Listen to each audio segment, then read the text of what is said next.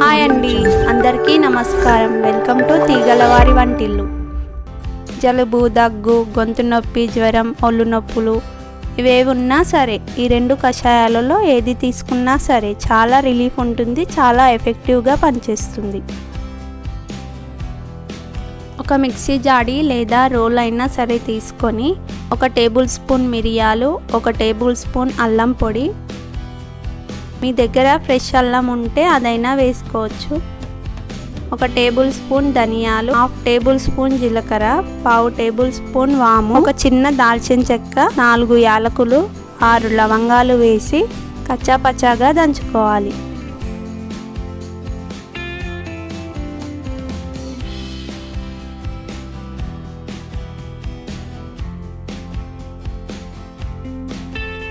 ఈ దంచుకున్న పొడిని ఒక గాజు సీసాలో వేసి నిల్వ ఉంచుకోవాలి. ఈ పొడి ఎన్ని రోజులైనా నిల్వ ఉంటుంది. స్టవ్ పైన ఒక స్టీల్ పాత్రను తీసుకొని అందులో 1 గ్లాస్ నీళ్లు పోసి 1 స్పూన్ కషాయం పొడిని వేసి మరిగించుకోవాలి. ఈ కషాయం మరుగుతున్నప్పుడు రూమ్ అంతా మంచి వాసనతో నిండిపోతుంది.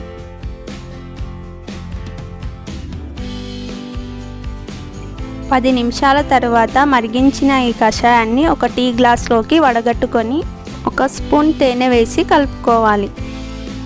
ఈ కషాయాన్ని గోరువెచ్చగా ఉన్నప్పుడే తాగాలి. ఇప్పుడు రెండో కషాయాన్ని తయారు చేసుకుందాం.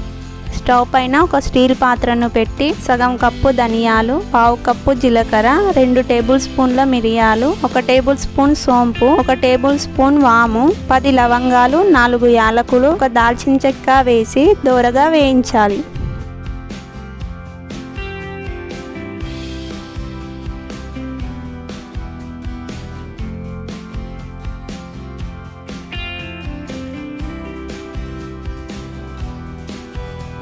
ఇవి వేగిన తర్వాత స్టవ్ ఆఫ్ చేసుకోవాలి. ఇవి చల్లారిన తర్వాత మిక్సీ జాడీలో కానీ రోట్లో కానీ వేసి పొడి చేసుకోవాలి.